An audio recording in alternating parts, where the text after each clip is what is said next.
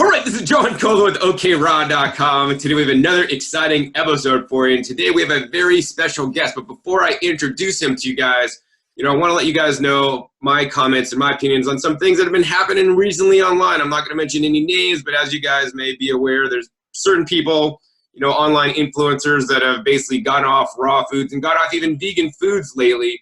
And this is something that I really don't want to happen to you guys.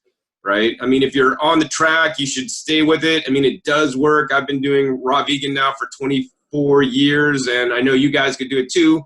But there are some tips that you guys need to know. And if you just haphazardly do raw foods, or, you might not, things, it might not work out for you, right? So I have a guest on the show today, Dr. Rick Dina. I've had him on many times before, and I want to get him in sharing his expert opinions and techniques so that you guys don't have to not be vegan anymore, not be raw vegan if you truly want to.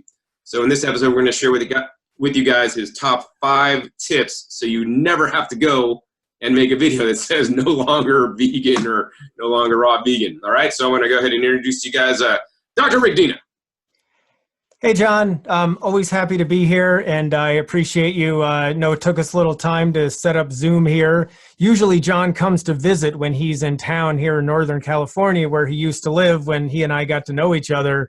But this time we're in different locations. So no matter what the venue, John, I am really always happy to meet with you and to speak with your audience. Great. Thank you, Dr. Rick. So why don't you tell me your opinions, because I've known about some of my viewers may not know you. So how long have you been into this? And, over the years, have you seen people come and go out of vegan and also, raw vegan diets and lifestyles? Yeah. So here we are, early April 2019. I started on this path. I started making major changes to my diet all the way back in 1986. And since about the spring of 1987, so we're right about at the 32-year point for me, I've been totally vegan and about 90+% raw. And, that's a pretty long time. And I know some things have happened recently. Some people have bailed out. And just like you alluded to, John, really, it's nothing new. Those of us who have been around this movement for some time have seen lots of people come, lots of people go, and we've seen a chunk of people stick with it over the long term. And there are some really predictable things that we can see that are different between who really sticks with it and who doesn't. So we're just going to share a little bit of scratching the surface on some of those ideas today. Great. Yeah, I mean, I think this is, more importantly than saying, why did this person leave or that person? I don't really care why they left, but I don't want you guys that are watching me right now to leave. And if you pay attention to Dr. Rick and some of the, things that I like to teach and share with you guys, I think you could have a solid foundation so that you could stick to it, for your life, like I have, like Dr. Rick has, and like so many other people do. But we have special things about us that we think differently, do things differently, and don't just jump ship when something little goes wrong. So anyways, Dr. Rick, what are you going to share with us today? I'm going to share my top 5 raw food success strategies. And again, I think your audience is really going to hopefully find some value in this. Great. Yeah. So this is raw food success strategies. If you're being vegan, these success strategies will also work for you, because hopefully if you're eating a vegan diet, you should be eating plenty of raw foods. And, a lot of these success strategies are not specific towards just a raw foods diet. So Rick, what is strategy number 1 to stay raw and vegan? So here we go, John. Strategy number 1 is make a serious commitment.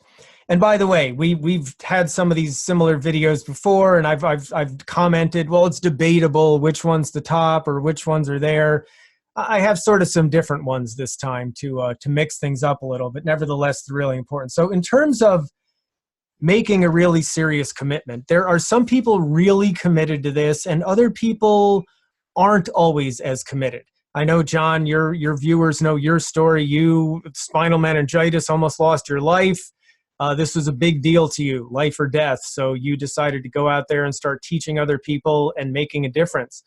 For me, I mean, I had some pretty serious health issues as a kid, And when I started eating this way and fasting and things started changing, it just made such a dramatic difference. I just couldn't turn around.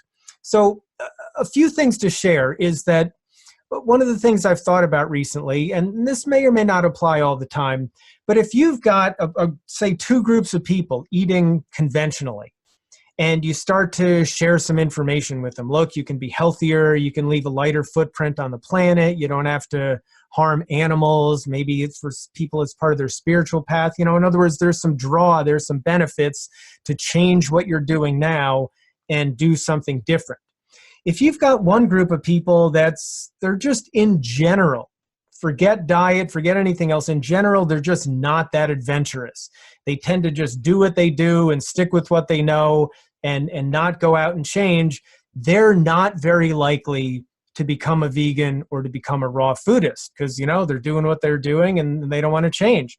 If the other group of people has more people in there who are inclined to be a little more adventurous, inclined to try new things out, you might have more of those people saying, sure, I'll try being a vegan, I'll try being raw, let me see how it goes. Now, if in the inevitable challenges that come up with that group of people who give it a try, and I'm going to say there's more of those kind of people in the raw food movement than there is in the conventional eating movement. When they start to hit some of the inevitable hurdles that come up, oh my gosh, am I getting all the nutrients that I need and my protein and my omega-3s and my zinc and selenium and my calcium, and is my blood sugar going to be okay? And oh my God, what do I do when I go out to restaurants and my parents are on my case and my aunts and uncles are worried, etc. If they're the type of people who it's, whatever, let's just try something new, they'll be more likely to jump ship than the people who are really committed. I know when I first started hearing this, and it's the same for my wife, each of our younger siblings was into this before we were. And it took us a little longer. We had to be convinced. But we're the type of people that once we're sold on something, we're really going to stick with it. So the whole point of that is just because some people leave the movement, that just means that was their personal choice. It's not necessarily a reflection of that this diet doesn't work, because for many people it does. So for example, when people start a new business, some people are successful, some aren't. Restaurants, for example, any type of restaurant has about a 50% success rate a year or two later. So as far as the ones that don't make it, you could look at a lot of those and say, hey, a lot of these restaurants don't make it, therefore I don't believe in restaurants, or restaurants don't work. And well, there's a lot of restaurants that did. How about marriages? About 50% of marriages here in the United States end in divorce. So does that mean marriage doesn't work? No, it just means, some of them work out and some of them don't. So that's one consideration. And I mentioned some of the reasons that people get into this. The more reasons that you have, the more likely you are to stick with it. So I know for John and I, our original reason for getting into this was for health reasons. Once I started feeling much better and realizing how good this was, I started realizing that, wow, we're leaving a much lighter environmental footprint. And that felt really good. And that we're not harming animals, and that was good. And there's spiritual reasons, and that was good. So even if, for example, I wasn't so concerned about my health, or I wanted to just go eat something different or whatever, I wouldn't do something not vegan, because I care about the animals at this point and I care about the environment. So the more reasons you have stacked up means the more likely you are to stick with it. So just a tip for everyone, and just because someone isn't connected to that and they decide to go elsewhere, that's okay. If you don't want to be a raw vegan anymore, look, you're not obligated. But what I would like to see is people just simply saying, I didn't want to do this anymore for whatever reasons. But unfortunately, what happens is they don't just do that. Then they have a tendency to criticize the movement and say, well, I wasn't getting enough protein, or my doctor said this or that. And, then they start criticizing it. So then what happens is people look in from the outside and you say, wow, a lot of people bail out. It doesn't work. And therefore you might not even want to try it, because a lot of people are bailing out, but I can just tell you from John's experience, from my experience, there's lots of us who have been at this for many decades, and we are still getting the benefits, and it's absolutely doable. So anyway, there's just a lot more I could talk about. I'm glancing at my outline. I don't want to make this an hour-long video, but making the serious commitment is a really big part of this. And if you don't want to make a serious commitment, then if you leave, that's okay. But just frame it that you wanted to try it, and that's cool. And now you want to try something else. Don't make it wrong because you decided not to do it. Wow, excellent tip, Rick. Yeah, I mean, for me, it's about commitment. You know, I was committed to this diet because I learned and I discovered that it was the best way I could heal my body, and more importantly, not get sick again and not be put back in the hospital. And, you know, as much as you guys might have so many different reasons why you're going to commit to this, I want you guys just to pick the one reason and focus on it. Because, hey, having a lot of reasons is great, but, you know, I think just focusing on one, you could even have a higher level of probability of success. Like, my commitment is just to stick to it because I want to live, right? And I equate eating things that are junk food, processed foods, animal foods, you know, with things that are not healthy for me that might put me back in the hospital. So that just keeps me on track. Plus, I've been doing this so long, I pretty much don't have the desires for the other foods now. And I always have new ways to come up with new and exciting different foods that I haven't eaten, or new ways to process them, like my recent freezer I got. So anyways, Dr. Rick, what is success strategy number 2 tips so that people don't bail on raw foods or vegan diets? All right. Just want to make a quick comment about what you said, John, that what you do now is just normal. It would actually be a hurdle now for you to go eat some hamburgers or something like that. Because, right, you get used to your thing. And then, so at the beginning it's challenging, but once you're used to it, once you're feeling good, it's just what you do, and it's really simple. So if it was a struggle forever, we wouldn't all be keeping this up. All right. So number 2, let's take a quick look at number 2. Might as well take advantage of the visual aid here. So back when my brother and I were teenagers, my dad used to tell us, be discerning. And then I learned a new vocabulary word there, discerning. Oh, actually, yeah. So that's, and this one happens to be about information that you hear.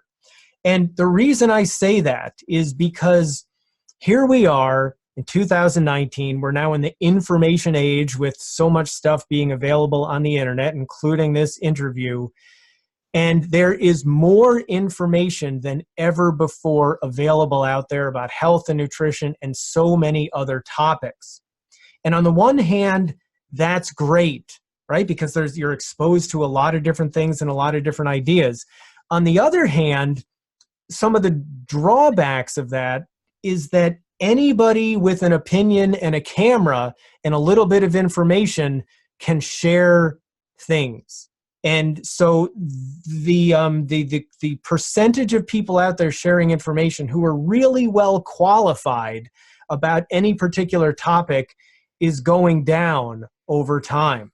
So it makes it that much more difficult to determine what's really solid and what isn't. So you have to be discerning. Another way of saying that is you have to be a critical thinker. You have to approach everything with open-minded skepticism. And it's harder than it used to be. Okay? Because, when I started on this, most of the people who were speaking about health and nutrition were doctors. They had experience with patients. They went to school. They learned all this stuff, and they saw what worked and what didn't. It's not that way today. So please, please, please, everybody, make sure you have your thinking caps on. And when somebody says something, be a little skeptical. Okay, approach everything with open-minded skepticism, and that will really, really serve you well, in my opinion. Yeah, I would totally agree to be discerning, or, become a researcher yourself. Don't just take everything for granted, whether I say it, whether Dr. Rick says it, or whomever. You want to, fact check for yourself. There's things that I learned when I got into raw foods back in 1995 that, that I know now was actually more dogma than actually fact, and I share that on my channel with you guys. And so, nowadays I look into things and look into more than just the people that I like to listen to, and because they're doing this and I'm going to just listen to them. No, I listen to all different people and take different information in, and I change my approach and what I believe based on a lot of different sources and then research it, for myself. It's scholar.google.com. All right. So Dr. Rick, what do we have for strategy number 3? Yeah, and just to comment on what you said, John. So, I mean, we've read Atkins books, we've read Weston A. Price books, we've read, stuff that keto is big these days. And so we keep up on all that stuff. And basically for us, it keeps reinforcing why we do what we do, but it's really, really great to get a different perspective on things. All right, so strategy number 3, here we can see, is actually a second version of Be Discerning. So not only the information itself, but the source of the information. And the reason I say that is because there are some sources of information where people have been biased. Oftentimes, the bias has come from their professional training against vegan diets and against raw food diets. So, for example, if somebody says, my acupuncturist said this, I know what's coming up next. I'm going to be deficient in protein. I'm going to be too yin. I'm going to have spleen deficiencies and too cold and too damp and all these other things. And it's built in. And so where that has sometimes spread around, some naturopathic doctors hear that type of thinking and then they believe it because, they're spending a lot of money going to school and they had to be really smart to get there in the first place. And not all health professionals are super critical thinkers. Some of them are, some of them aren't. And just like the general public, a lot of these professionals are just repeating the rhetoric that they hear and telling their patients that. So, I've been told things by these various professionals that, my health was going to fail, it wasn't going to work, and it's just a matter of time. Well, 32 years, I'm hanging in there pretty well. So just, again, be very careful about the source of the information. And I would say that in terms of seeking people out to learn from, education is incredibly important. But see if they're getting the results that you're looking for. And if they are, that's great. On the one hand, if you don't have to reinvent the wheel, if they're getting a certain result and they're doing certain things and there's cause and effect, if you do those same things, you'll tend to get those same results. On the other hand, we're all a little bit different. And just because one thing works perfectly for somebody doesn't mean it works perfectly for you. So that's part of critical thinking also. So, and here's another thing that I want to share is that there's a lot of people out there, and my wife told me not to say this, right? So there's a lot of salespeople masquerading as health gurus out there. And like, for example, I've seen a lot of these people more times than once, several times. They'll be on the raw vegan camp. And then they'll say, well, I had some challenges. And then they'll say, well, now I'm eating paleo. This is going back a few years. And then they'll go back and forth a few times. And first of all, that creates a lot of buzz and, oh my God, they're going back and they're sure what's going to happen, and it's kind of like somebody in a pool and they're in the shallow end and they're splashing around all over the place. They're making a lot of noise. I'm doing this, I'm doing that. They're getting a lot of attention. They're getting a lot of views, getting a lot of hits, building their email list, and they're building an audience so they can then sell things to those audience members. And that's where the attention is. You don't always notice the person swimming really quickly back and forth, not splashing around in the lanes. They're cruising along, but they're not getting the attention. And then what these folks do is whichever movement gets them more views and more likes and more sales and more money, that's what they go with. That's a major part of the reason that people go back and forth sometimes. And if you can recognize that, and I know that doesn't sound beautiful, but it's part of what I see out there. And I kind of feel like a parent in a way, having been at this for 3 decades now, is that I want to share with you that if you can recognize that for what it is, then that's great. Let that person go do their thing, but don't get worried if they change their approach. It's more of a business coaching, marketing type of phenomenon that they're following, as opposed to what's the best for health phenomenon. So please, please really be discerning about what information you're getting and where it's coming from, and understand the foundation behind where it's coming from, and that will just help you enormously. Wow, Dr. Rick. So I would definitely agree. You want to be discerning on the source of your information. So, Dr. Rick, where do you get your information, and what sources would you recommend as trusted sources, that you would share with my viewers today? Oh God, that's a great question. I mean, there's, oh boy, that's a tough one. So on the one hand, there's a lot of good things that come out of the movement known as natural hygiene. Sounds really strange. You think of a loofah behind your ears and, natural things to keep yourself clean. It's actually a philosophy that includes diet, and they talk about things like emotional poise, getting enough rest and sleep, pure water, fresh air, exercise, those types of things, a whole lifestyle that comes together that includes a diet that includes between a lot of raw food and exclusively raw food, depending on which version you're subscribing to. So there's a lot of great stuff there in natural hygiene. It goes back a long time, and it's pretty up with modern thinking as well. Within that, though, some of the people are stuck in the old ways and others are willing to modify. So there's some things there that aren't so good. Like here's one thing that I was thinking of recently that they say like that a poison is a poison is a poison in any amount. So if it's bad in large quantities, then in small quantities, it must be bad also. And I see their point. So when they're talking about, I don't know, let's make up cotton candy. Cotton candy's not so good for you. If you eat a pile of it, oh, it's so disgustingly sweet. You're going to get a stomach ache. You're going to be nutrient depleted. And if people say, hey, I can just eat a little, that's not a problem, then the poison is a poison in any amount comes into play.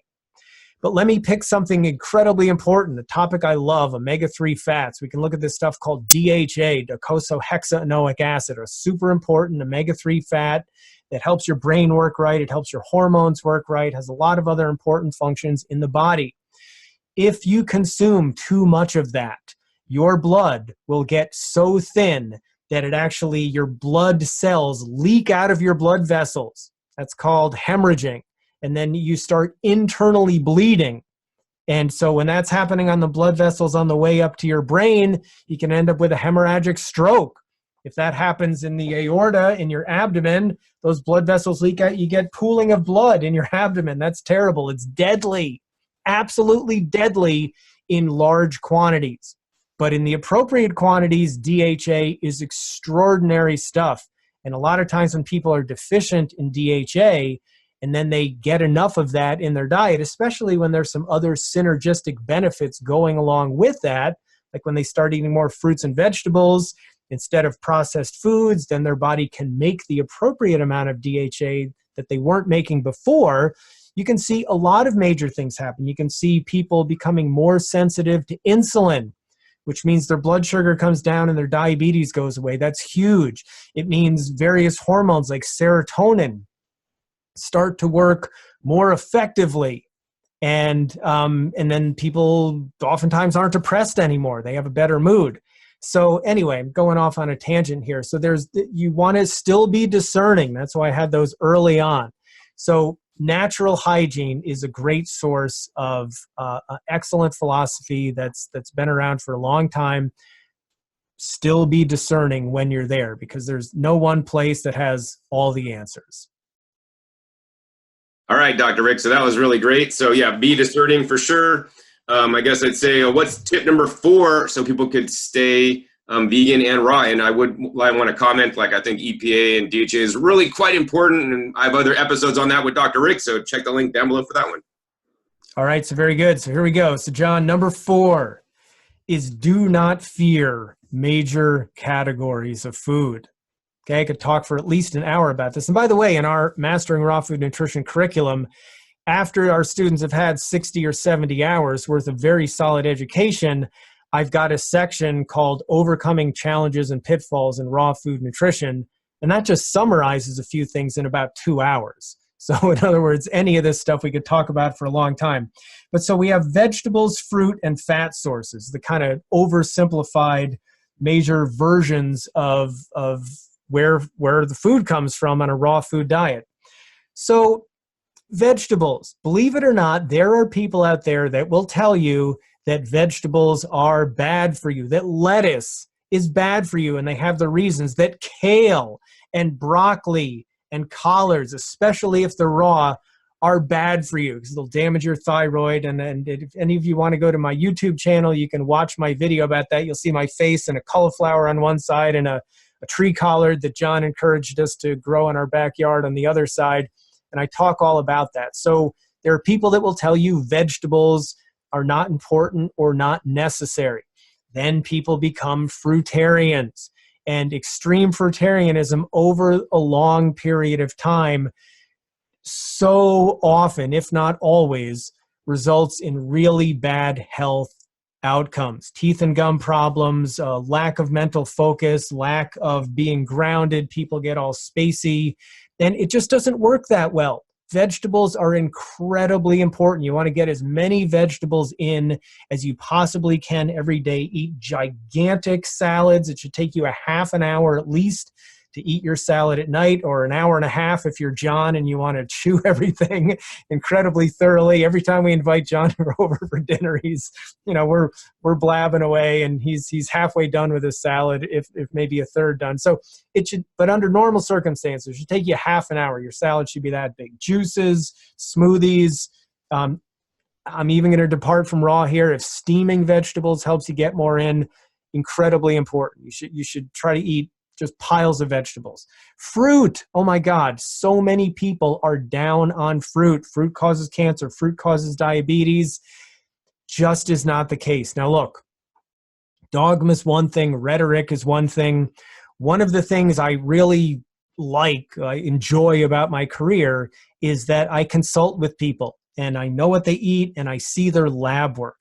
And when you see that, you can determine for yourself, or if you have a clinician like myself helping you out, you can determine if a lot of the claims are really true.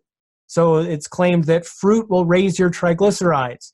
Well, you know what? About 1 in 20 times, maybe 15, maybe 1 in 10 at the max, in looking at the lab work of high fruit eaters, I see high triglycerides or high cholesterol. When that is the case, we can come up with strategies to change that. But the great majority of the time, 90 to 95% of the time that I have looked at, people I've worked with who eat the majority of their calories from fruit, they have healthfully low triglycerides. They have healthfully low cholesterol. They have excellent blood sugar numbers. Their glucose, their A1C, and their insulin are all appropriately low. And when I see those things, I try to get the word out and let people know not to be afraid of fruit in their diet. But a lot of people are. Then they end up on a very high-fat diet, a very calorie-dense diet, and a lot of people do not thrive eating that way. And they keep eating that way, and they don't reduce the fat content and increase the fruit content, lighten up their digestive load, get more nutrients, and feel better because somebody's told them that fruit is bad for them. Don't be a fruitarian, eat a lot of vegetables, but please don't be afraid of fruit either. It's one of the biggest mistakes people make that cause them to bail out. And then fat sources. In a lot of camps, 80-10-10, 95-5, low-fat raw vegan, those are all kind of lumped together. People say that, well, if you eat more than 10 or 15 or 17% of your calories from fat, you're going to start to become insulin resistant and your blood sugar is going to go up. Or your cholesterol and triglycerides are going to go up, and other bad things are going to happen. And I have not seen that happen. I eat more fat than that, maybe in the low 20% of my calories from fat on average. And those various things that they say that are so horrible that are going to happen, they haven't happened with me. And with many other people I've worked with, they also have not happened. So the bottom line is eat as many vegetables as you can get in, eat enough fruit and or enough fat to make sure you are getting enough calories. And that's a good basic foundation. And just none of these things are bad for people in general. There's fine tuning, but just being afraid of major food categories limits people. It throws them off. And it's a major reason for people bailing out. Don't let this happen to you. Yeah, I would totally agree with you, Dr. Rick. I mean, I think each person needs to find their own balance of fruits, fats, and vegetables. You know, I nowadays I'm eating more vegetables than ever. Not that I hate fruits. I still eat nice fruit meals. Today I had actually cactus fruits. Yesterday I had jackfruits as my fruit meal, but I still drink like a green juice or a vegetable juice in the morning and have a big salad at night, right? If I want to eat more fruits, then I have unlimited berries. I have as many berries as I want because they're generally, really high antioxidant and definitely lower calories. So, Dr. Rick, what's the final and fifth tip you have for everybody so that they don't get off the raw foods or vegan track? All right, John, here we go. Building on what I just left off with for number 4, it's consume an appropriate amount of calories. So critically important. In our 100-hour curriculum, my first topic is about calorie density because people are oftentimes so confused about getting calories. So, for example, the great majority of people out there cannot consume 1,200 calories per day over the long term and expect to be healthy. They're going to lose weight, their body fat's going to be too low, their sex hormone levels may be too low. It's just not enough. Sometimes I've heard other people say, well, everyone should eat 2,800 calories a day. And when that comes out of the low-fat, raw vegan movement, then what happens is people end up eating an awful lot of dried fruit. And if you're trying to eat that many calories from fruits and vegetables, you've got to eat a large volume of food. Vegetables are less calorie dense than fruit, so that makes it even harder when you're eating a lot of vegetables to get that many calories. And you know what people do then? They skimp on the vegetables. That becomes a problem. So you're never going to get enough calories from vegetables and green sprouts. So eat as many of those as you can get in. And again, enough fruit and enough fat to get enough calories. See what works for you. It's so critically important. A lot of people who get into the gourmet aspect of raw food end up eating an excessive amount of calories because they're eating a high-fat diet. And I love fat. I'm not against fat. They're just eating too much of it. The food is too calorie dense, and they're over-consuming calories. And that doesn't work for them. And if they're under-consuming calories, especially if you're afraid of fruit and afraid of fat, then what are you going to eat? Just vegetables? Then people can be under-eating calories. So getting the right amount of calories is so totally critical. It seems so simple, but a lot of people are overlooking that. And then instead of adding a few more calories or decreasing some calories, they just completely abandon the movement and go elsewhere, and they get their calorie needs met, but they didn't have to bail out in order to do that. They could have added some fruit to their diet to get more calories. They could have added a little more fat to their diet to get a little more calories, or whatever the case may be. It's all doable within the raw vegan realm. And you don't have to be all raw. You don't have to be all vegan. But if you base your diet on fruits and vegetables, you're just going to get so much benefit. And then that gives you incentive to keep going. And like John was saying earlier, it's not hard to just to keep doing this once you're used to it and you keep feeling so good. So right amount of calories, as simple as it sounds, so super important. Wow, Dr. Rick, so you make it sound so easy to stick on raw foods with these 5 tips. Now, I do want to comment on the calorie thing. I believe it's important to get the appropriate amount of calories for you. Each person is totally different, so you need to figure out your caloric needs specifically. And also, if you haven't done raw foods for a long time and you don't know how much to eat, because our bodies will be driven to eat as much as we want if you're truly dialed in and can read yourself and listen to your body. But I know a lot of people that may be getting new into this, they may not end up eating enough calories because you've got to eat a lot more massive quantities of food than you're used to. So I would encourage you guys to track your own calorie consumption at least a few weeks just to kind of know where you're at, how much you're eating, and find out how much you actually need by something like Fit Day or Chronometer can help you guys do that so you guys get the appropriate amount of calories. Not too much and not too little. One of the ways I really like to compress and eat more vegetables than I would be able to otherwise is by juicing. And I do have to give a disclaimer. I do sell juicers for a living, but I believe juicing can help people so much. I literally could take 5 pounds or 4 pounds or 5 pounds of vegetables and literally juice them, and I have like a 32-ounce juice, and that's like 400 to 500 calories. I do put a little bit of fruit in there just for sweetness and to up my calorie content, and that's basically a 400 or 500 calorie juice that I usually drink for breakfast, and that's basically mostly vegetables, little bit of fruit in there, to get a good portion of my caloric needs met earlier in the day. That sounds really good, John. And John, on your behalf, you were a fan of juicing before you started selling juicers. It's not that you just happened into juicers and now because of that, you're saying, oh, juicing's great.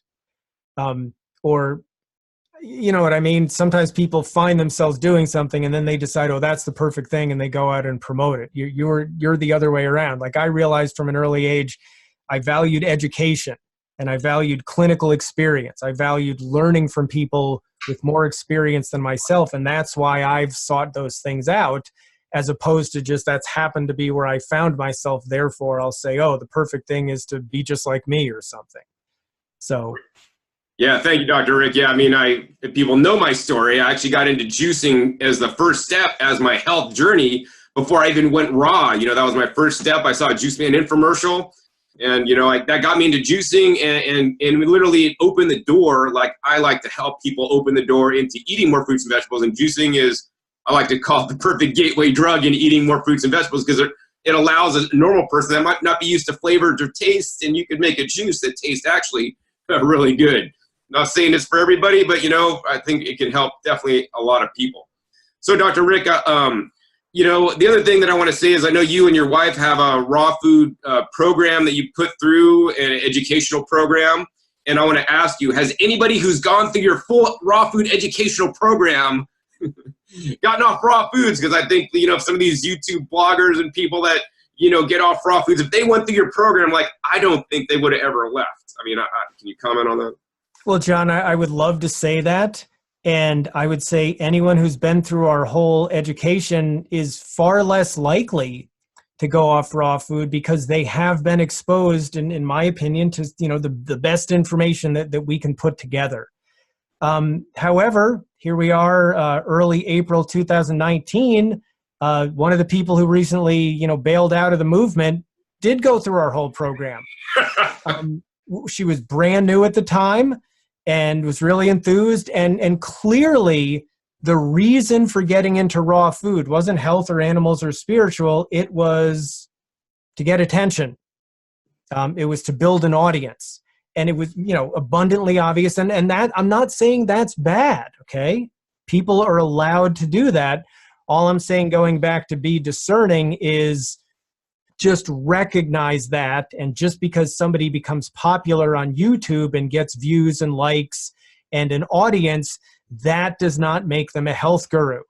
And, John, if I may just say a few other things about that kind of rapid fire stuff.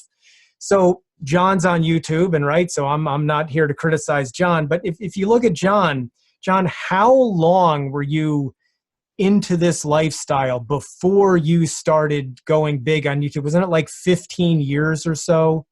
Approximately, yeah. So I started this lifestyle in 1995. I didn't even start making videos until maybe 2009. So I mean, so you dug up your front yard. Years now. So, but I was doing it at least 14, almost 15 years before I even started making videos. So it's like I wasn't like an instant expert. I didn't started making videos. I mean, you'd know me all this time, Rick. I've really been doing this. No, I know, and that's why I know you're a good example of that. And I'd like to say John's a good example. And in terms of to help you all out being discerning about your sources of information, I think personally, somebody should be on this path very successfully for at least 10 years before they can have the most credibility going out there and teaching other people.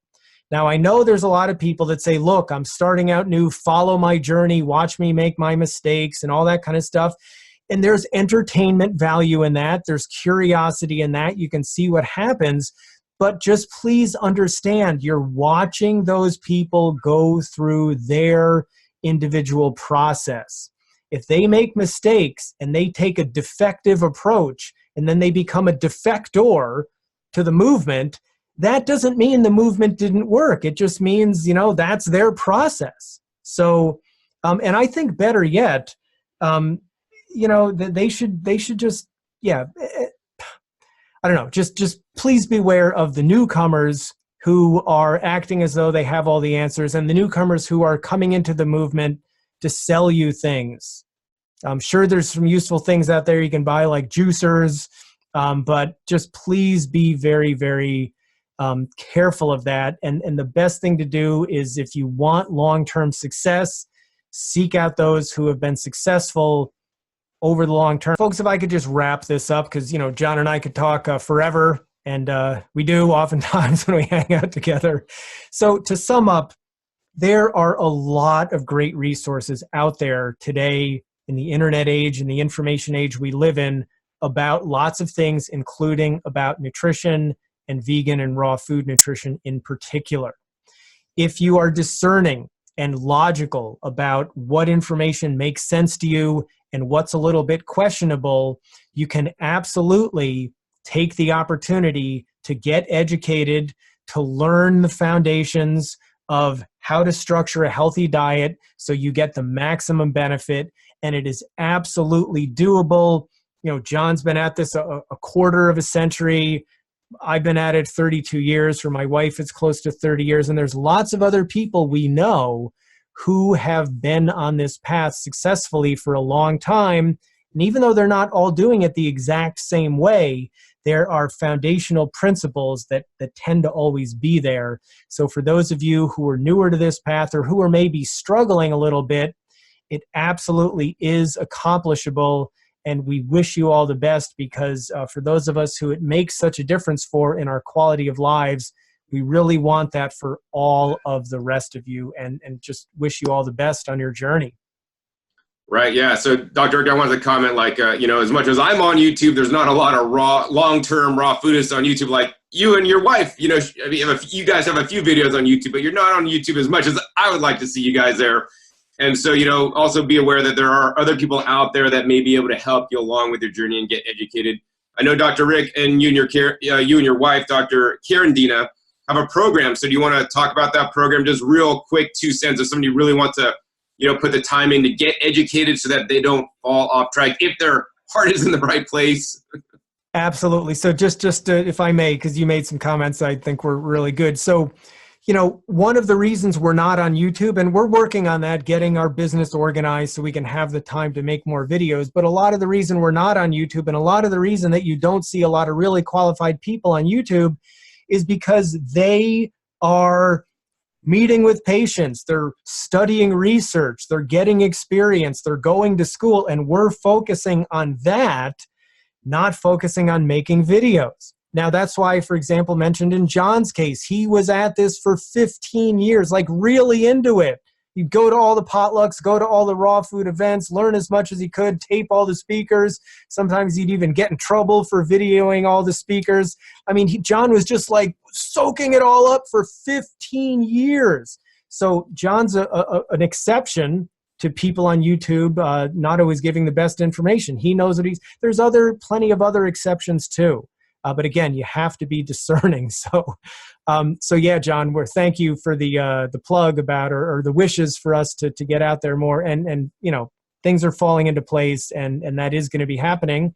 And speaking of other endeavors that we are doing that doesn't always let us make YouTube videos, is, as you mentioned, we do have a summit coming up called the Raw Food Mastery Summit 2019, where we interview over 20 long-term successful raw foodists who we know have a really solid message to share, an encouraging message that allows you to gain valuable information and wisdom to help you along your path.